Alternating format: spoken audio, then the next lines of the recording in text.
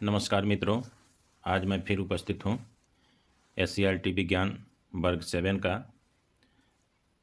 विज्ञान पाठ्य पुस्तक का प्रत्येक अध्याय वाइज उसका विश्लेषण, MCQs और सक्षमता परीक्षा से जुड़े हुए सवालों का हल, साथ ही साथ BPSC TRE की तैयारी में भी आपको मदद पहुँचेगा। साथ ही वर्ग 7 के बिहार के सभी बच्चों के लिए अति आवश्यक यह वीडियो साबित होगा।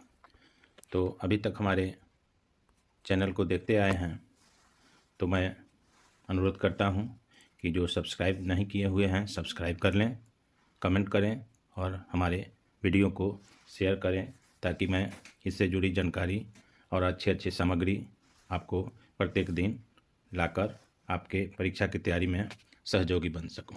तो चलते हैं, आज के वीडियो को शुरू करते हैं। अध्याय 4 वर्ग 7 का विज्ञान का पुस्तक जो है SCRT का, अध्याय का नाम है गति और समय। इसमें सबसे पहला है आवर्त गति, पीरियोडिक मोशन जिसको बोलते हैं। एक निश्चित समय अंतराल पर अपनी पूर्व गति को दोहराता है, उसी को हम लोग क्या बोलते हैं, आवर्त गति। एक निश्चित समय अंतराल पर जब कोई दोलन होता है, अपनी गति को दोहराता है, उसी को हम लोग बोलते हैं आवर्त गति। उसके बाद आता है आवर्तकाल। जो लोलक होता है, लोलक के द्वारा एक दोलन को पूरा करने में लगा समय क्या कहलाता है, आवर्तकाल कहलाता है। यहाँ दिया गया है, फोटो में इसको दिया गया है कि जहाँ से यह दोलन चला है वह यहाँ पहुँचता है, फिर यहाँ पहुँचता है, उसी को जितना समय लगता है उसको एक आवर्तकाल कहते हैं। उसके बाद है लोलक में आवर्त गति होता है। आवर्त गति का उपयोग समय मापन में किया जाता है। समय का मात्रक सेकंड होता है। किसी वस्तु द्वारा इकाई समय में तय की गई दूरी को उस वस्तु का चाल कहते हैं। किसी वस्तु द्वारा इकाई समय में तय की गई दूरी को उस वस्तु का चाल कहते हैं। चाल बराबर होता है दूरी बटे समय, किलोमीटर पर आवर या मीटर पर सेकंड या सेंटीमीटर पर सेकंड। जिस यूनिट में पूछा जाए उस यूनिट में हम बदल सकते हैं। औसत चाल जो होता है वह कुल दूरी बटे कुल समय होता है। इसको भी किलोमीटर पर आवर, इसका यूनिट मीटर पर सेकंड या सेंटीमीटर पर सेकंड, जो पूछा जाए उसके अनुसार हम बदल सकते हैं। स्पीडोमीटर जो होता है वह गतिशील वस्तु की गति को मापता है। उसी तरह ऑडोमीटर जो होता है गतिशील वस्तु की दूरी को मापता है। यह परीक्षा में आने वाला प्रश्न है।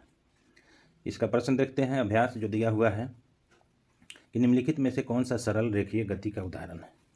सरल रेखीय यानी लीनियर मोशन जो होता है, पहला है झूले में बच्चे की गति, विद्युत पंखे की गति, सीधे पुल पर रेलगाड़ी की गति, विद्युत घंटी के हथौड़े की गति। तो इसमें सही उत्तर हो जाएगा सी, हो जाएगा ग, सीधे पुल पर रेलगाड़ी की गति। आगे बढ़ते हैं। दूसरा सवाल है निम्नलिखित में कौन सा वर्तुल गति का उदाहरण है।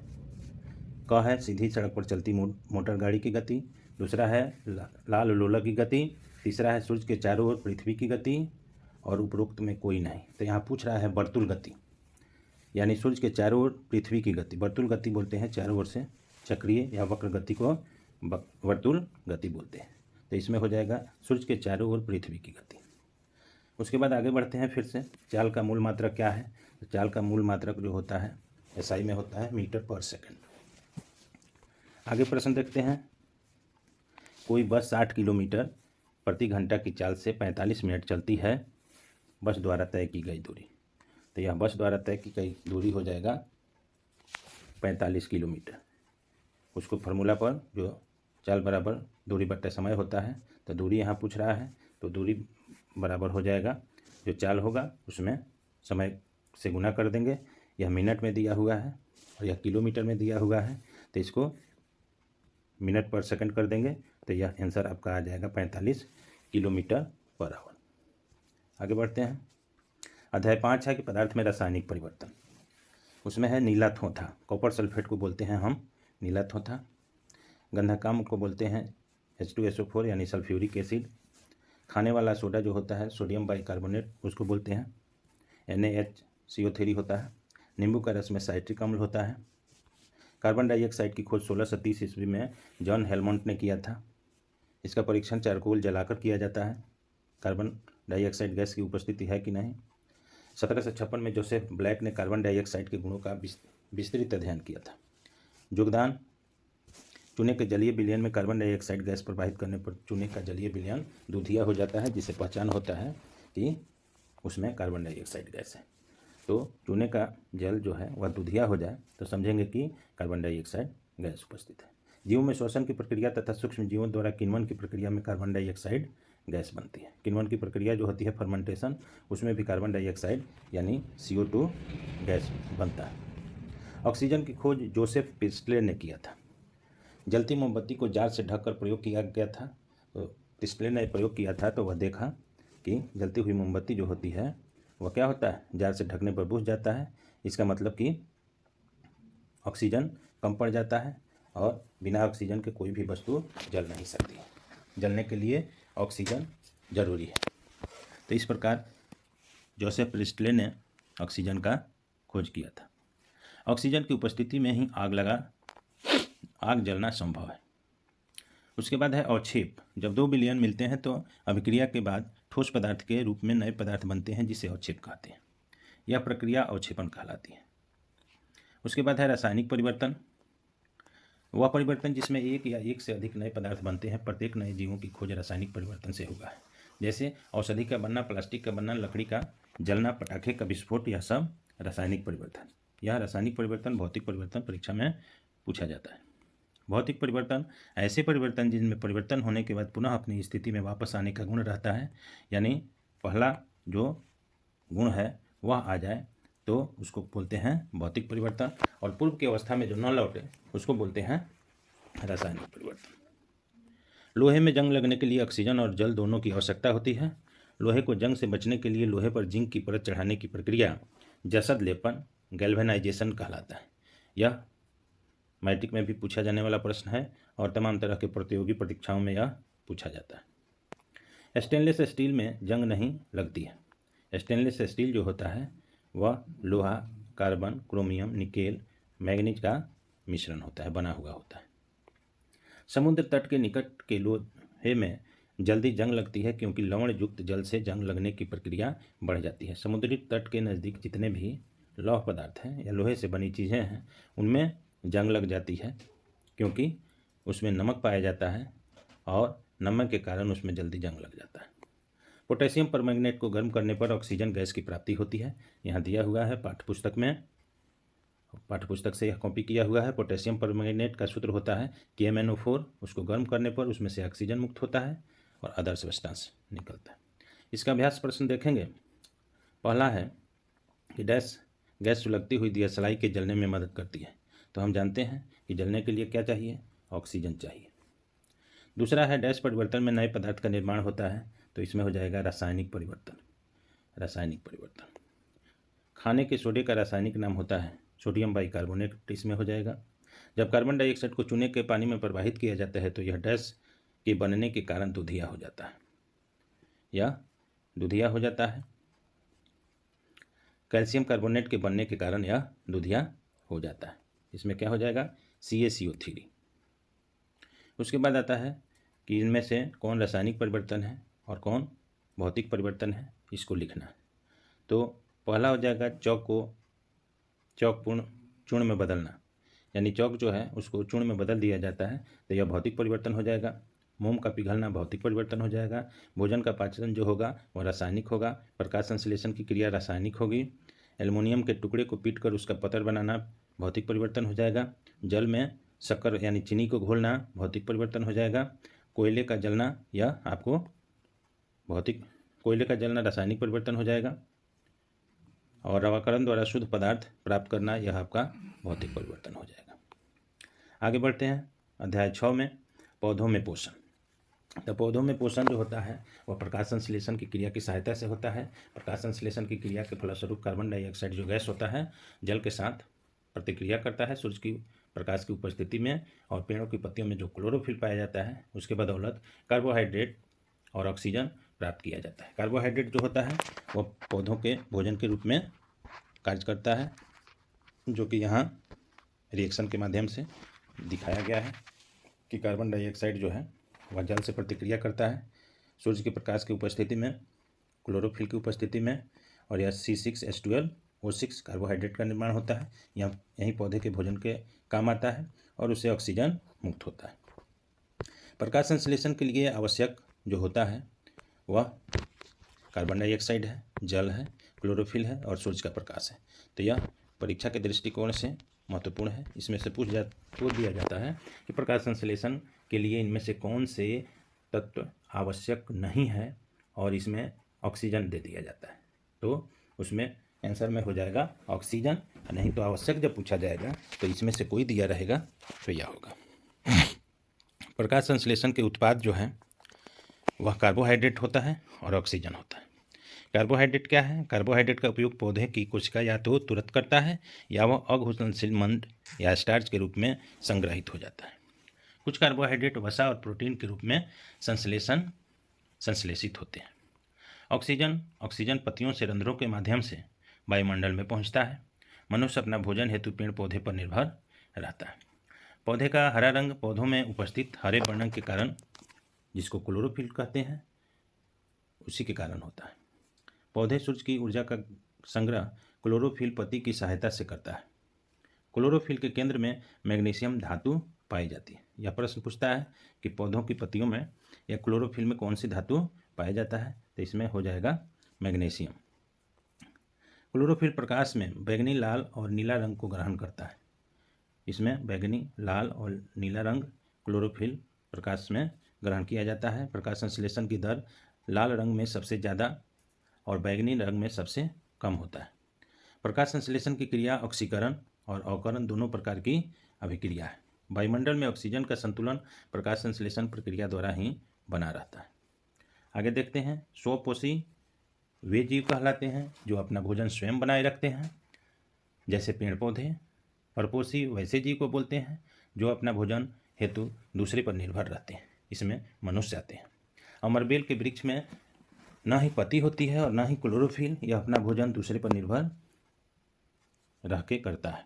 अमरबेल अपना भोजन उसी पौधे से प्राप्त करता है जिससे वह लिपटा हुआ रहता है। दोस्तों, यदि अभी हमारे वीडियो पर बने हुए हैं और अभी सब्सक्राइब नहीं किए हुए हैं तो सब्सक्राइब कर लें, लाइक करें और अपने दोस्तों के पास शेयर जरूर करें। तो आगे देखते हैं। कैक्टस।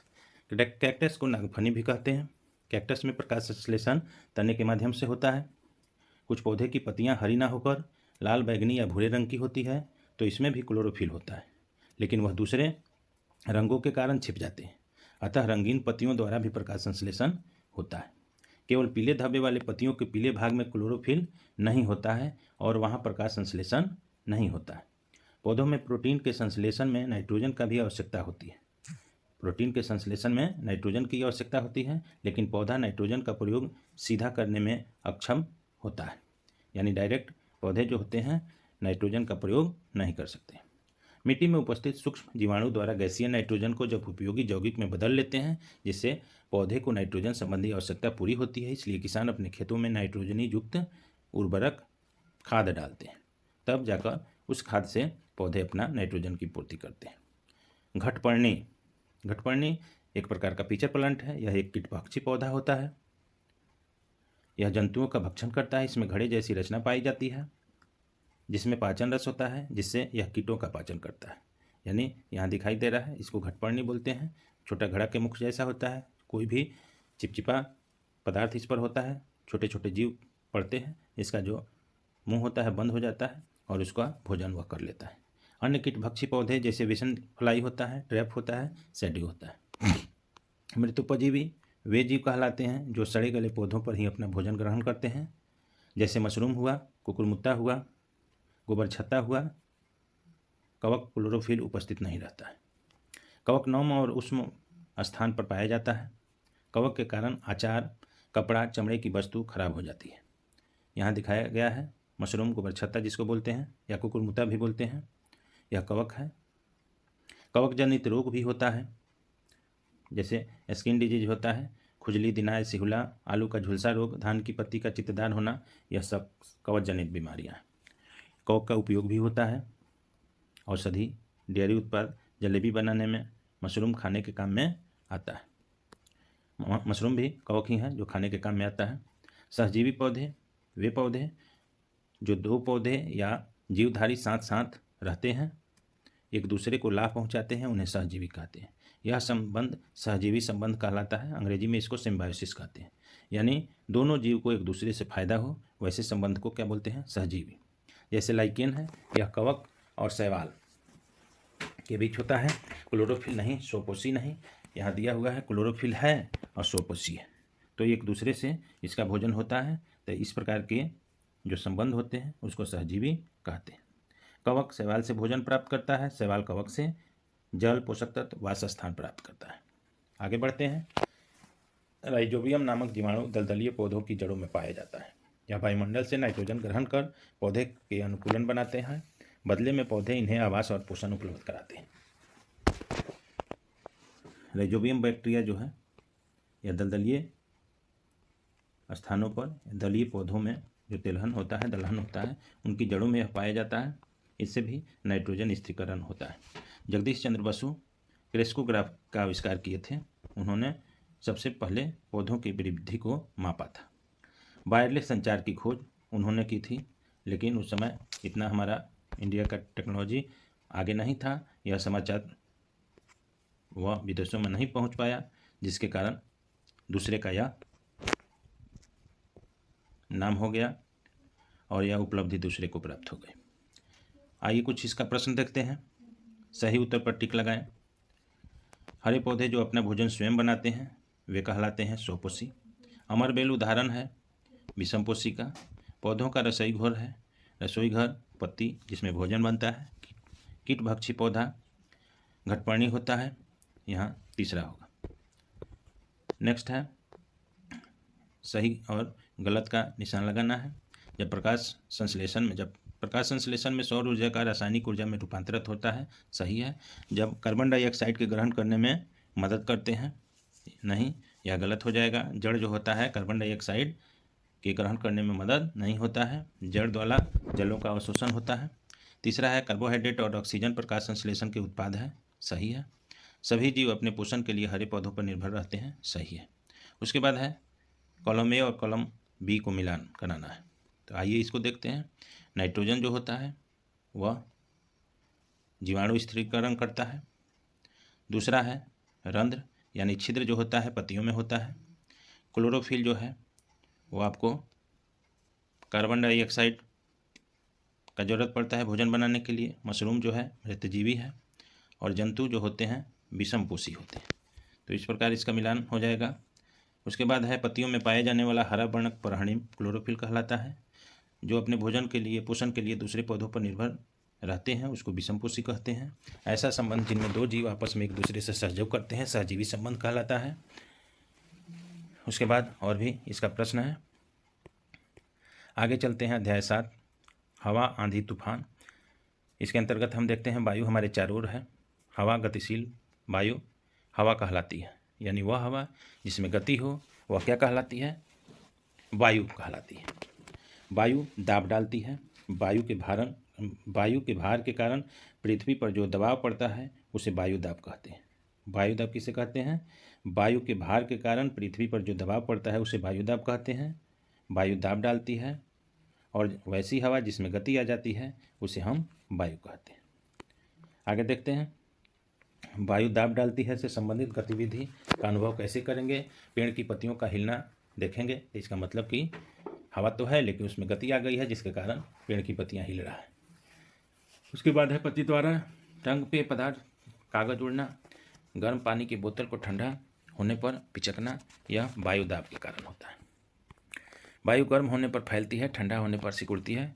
इससे यहाँ पर फोटो द्वारा दिखाया गया है कि वायु गर्म होने के कारण ऊपर उठती है और उस स्थान का वायु दाब कम हो जाता है, जिसके कारण वहाँ अन्य जगहों से हवा, ठंडा वायु आने लगती है। उसके बाद है हवा का वेग बढ़ने से वायु दाब घटता है। हवा का जब वेग बढ़ेगा तो वायु का दाब घट जाएगा। घटना, इसके अंतर्गत कौन कौन सी घटनाएं होती हैं? वायुयान का उड़ना देखा जाता है, उसमें वायु दाब के बढ़ने के कारण। तेज हवा में छप्पर का उड़ना, तेज जब हवा बहता है तो वायु दाब घट जाता है, जिसके कारण छप्पर जो होता है एस्बेस्टस वगैरह, करकट वगैरह, वो क्या होता है? उड़ जाता है।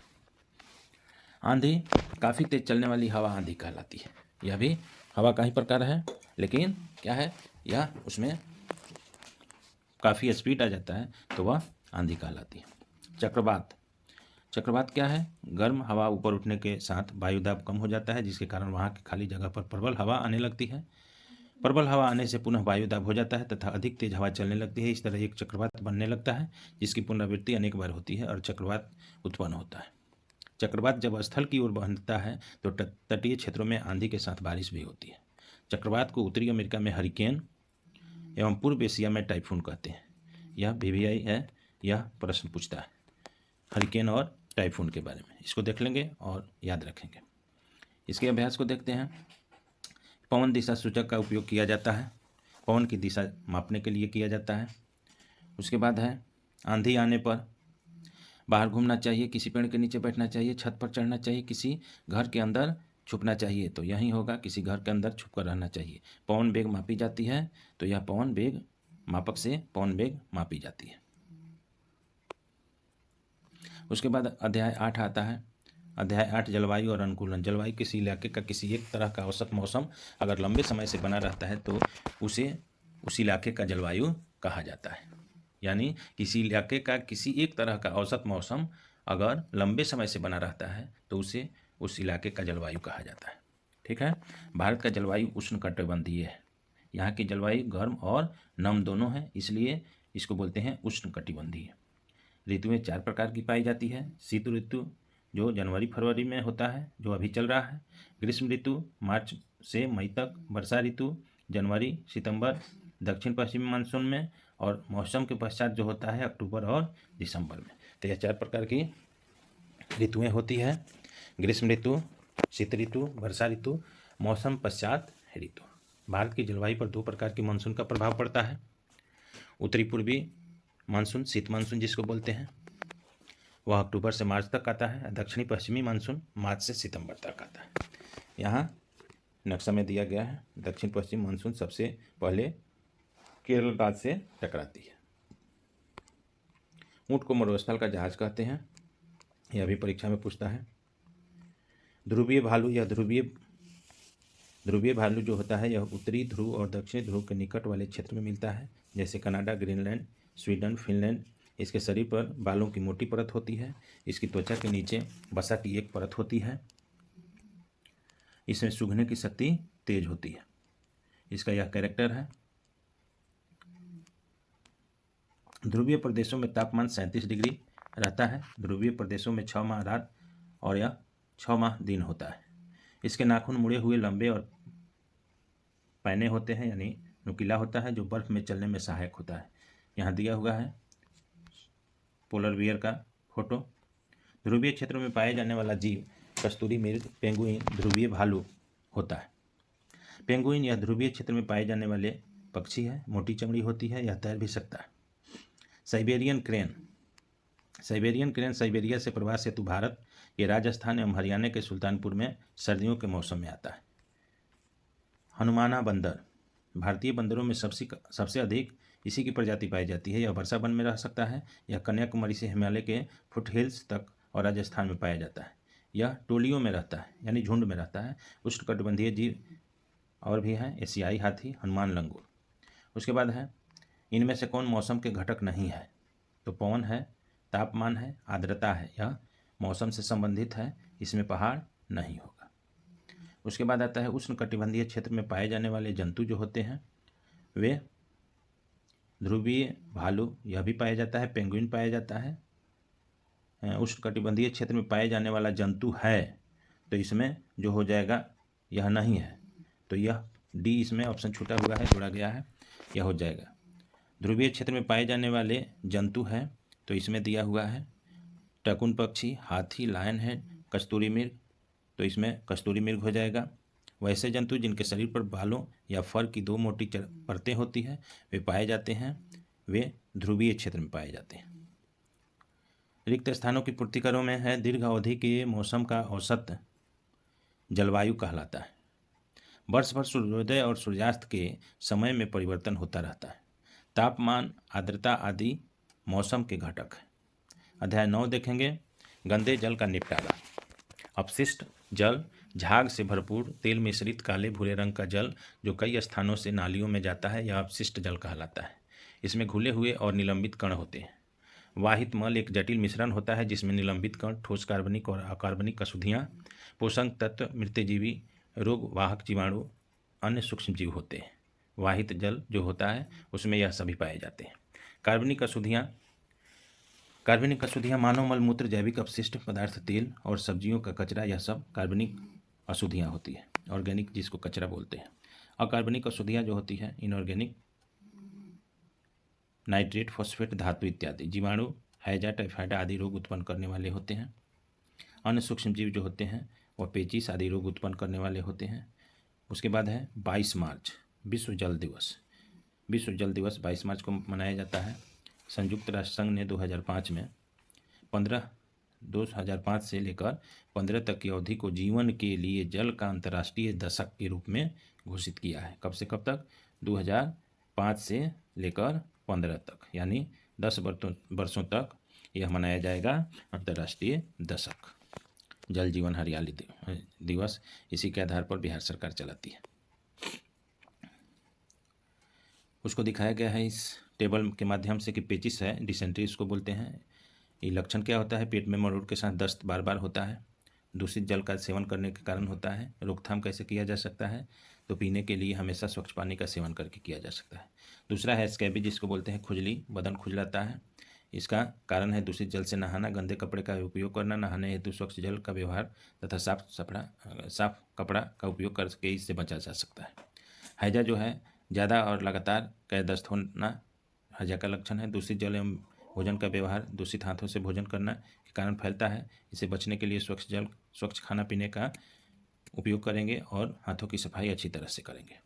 उसके बाद आता है पीलिया जिसको जॉन्डिस बोलते हैं, लीवर की बीमारी है। आँख, नाखून एवं पेशाब का पीला हो जाना इसका लक्षण दिखाई देता है, दूषित जल के सेवन से होता है। इससे बचने के लिए पेयजल के लिए या स्वच्छ भोजन का उपयोग करेंगे। तो यह है मलेरिया, जाड़ा देकर बुखार आता है, मादा एनोफिलीज मच्छर काटने से होता है। अपने घर के आसपास जल जमाव नहीं होने देंगे, बेकार पानी को सूखता में गिरा देंगे, इससे बचा जा सकता है। उसके बाद आता है मस्तिष्क ज्वर। मस्तिष्क ज्वर में बुखार लगता है, दूषित जल का सेवन करने के कारण होता है। पॉलीथीन से नाला जाम न हो, यानी पॉलीथीन वगैरह कचरा से नाला जाम जब हो जाता है तो नाली में पानी जो होता है अच्छी तरह से नहीं जाता है, अगल बगल जमा हो जाता है, जिसके कारण यह बीमारियां फैलती हैं। मानव मल निपटारा की वैकल्पिक व्यवस्था सेप्टिक टैंक बना के किया जाता है। मोबाइल शौचालय टॉयलेट जो होता है, मूवेबल शौचालय जो होता है वह गाड़ी पर ही सेट रहता है। सरकार द्वारा नगर निगम छोटे छोटे शहरों में इसका व्यवस्था होता है। गाड़ी में चलते हुए शौचालय कंपोस्टिंग पीट होता है, उसमें लगा हुआ ऐसे प्रयोग किया जाता है। तो यह मानव निर्मित मल का निपटारा का वैकल्पिक व्यवस्था है। इन शौचालयों में मलबंद नलियाँ होते हुए बायोगैस संयंत्र में चला जाता है। बायोगैस का उपयोग भोजन बनाने में किया जाता है, रोशनी करने के उपयोग में आता है। यह सब फ्लॉप प्लान है सरकार का। अपशिष्ट जल उपसंचार संयंत्र से दूषित जल को उपचारित किया जाता है। विश्व का पहला जल निकासी हेतु नालियों का विकास सिंधु घाटी सभ्यता में की गई थी। इतिहास के माध्यम से यह हमें प्राप्त हुआ है। उसके बाद आता है इसका प्रश्न अपशिष्ट जल। अपशिष्ट जल जो होते हैं वे दूषित जल कहलाते हैं। विश्व जल दिवस मनाया जाता है 22 मार्च को।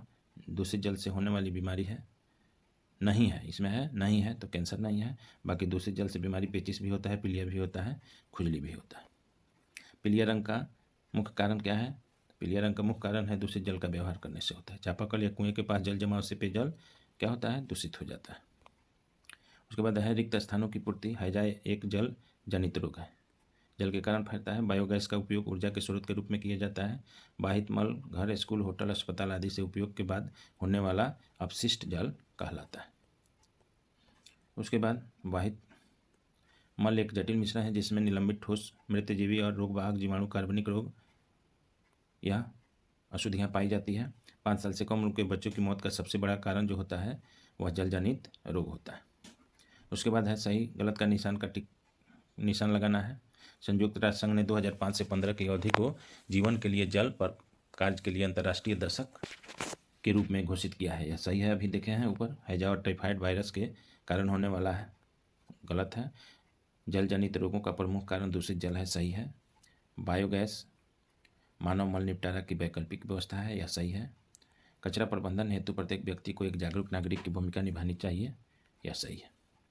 उसके बाद आता है अपशिष्ट जल से आप क्या समझते हैं, वाहित मल क्या है, अभी हम लोग ऊपर पढ़े हैं, उसे देखा जा सकता है।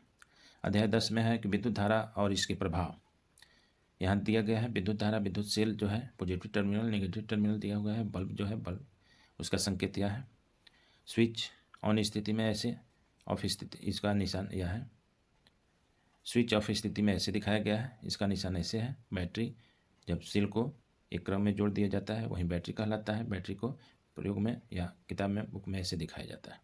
विद्युत सेल के प्रतीक में लंबी रेखा धन टर्मिनल तथा छोटी और मोटी रेखा ऋण टर्मिनल में निरूपित की जाती है। विद्युत धारा का ऊष्मीय प्रभाव, यानी विद्युत धारा जो प्रवाहित होता है उस पर ऊष्मा का क्या प्रभाव होता है।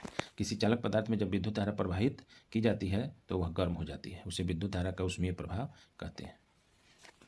खोज जो किया था क्रिस्टियन ऑस्टन ने किया था, विद्युत धारा या विद्युत धारा से कौन कौन सा काम किया जा सकता है उस का उपयोग यहाँ पर दिया हुआ है। खाना बनाने के हीटर में, पानी गर्म करने के हीटर में, विद्युत अपघटन में, गीजर में, विद्युत केतली में, हेयर ड्रायर में, रूम हीटर इत्यादि में इसका विद्युत का प्रयोग होता है। किसी तार द्वारा उत्पन्न ऊष्मा का परिणाम उस तार के पदार्थ की लंबाई और मोटाई पर निर्भर करता है, यानी तार के द्वारा उत्पन्न जो ऊष्मा होता है वह डिपेंड करता है तार की लंबाई और तार की मोटाई पर। उसके बाद आता है फ्यूज, विद्युत फ्यूज जो घरों में लगा रहता है। वोल्टेज अप डाउन करने के कारण क्या होता है, फ्यूज उड़ जाता है। हम लोग बोलते हैं फ्यूज उड़ गया है या लाइन कट जाता है, तो उसका गलनांक कम होता है और प्रतिरोध ज़्यादा होता है। यह मैट्रिक के भी परीक्षा में पूछता है और बहुत सारे कॉम्पिटिटिव एग्जाम में भी प्रश्न पूछता है कि विद्युत फ्यूज जो होता है उसमें क्या होता है।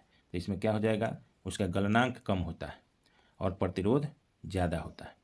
इसको ध्यान में रखेंगे। यह एक सुरक्षा ज्योति है, सुरक्षा जुक्ति है जो विद्युत परिपथ की क्षति तथा शॉर्ट सर्किट के कारण लगने वाली आग से सुरक्षा प्रदान करता है।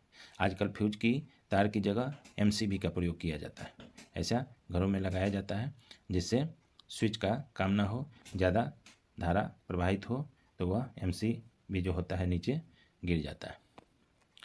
एमसीबी का फुल फॉर्म होना है मिनीमेचर सर्किट ब्रेकर। सीएफएल जो सीएफएल बल्ब होता है कॉम्पैक्ट फ्लोरेसेंट लैम्प, तो इसको देखेंगे, यह भी महत्वपूर्ण चीज़ है। आगे बढ़ते हैं। इसमें फास्फोरस की कोडिंग वाली पतली ट्यूब होती है सीएफएल में।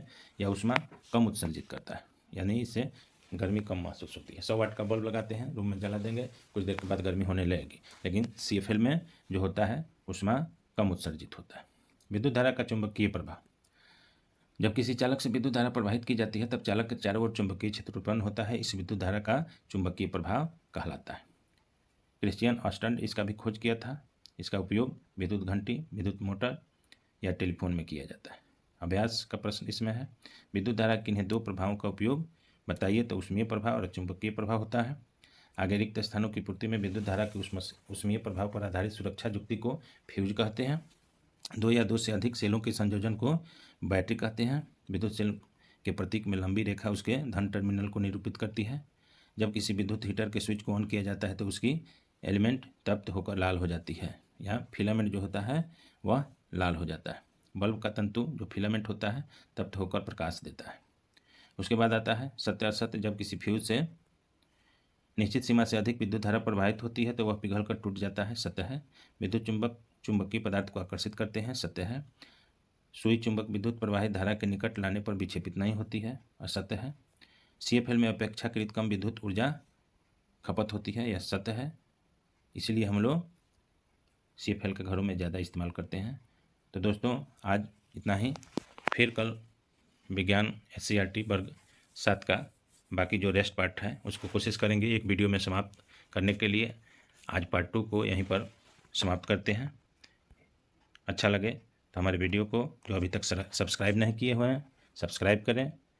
कमेंट करना चाहते हैं, कोई सुझाव देना चाहते हैं तो कमेंट करें, लाइक करें और अपने दोस्तों के बीच शेयर करें। थैंक यू, धन्यवाद।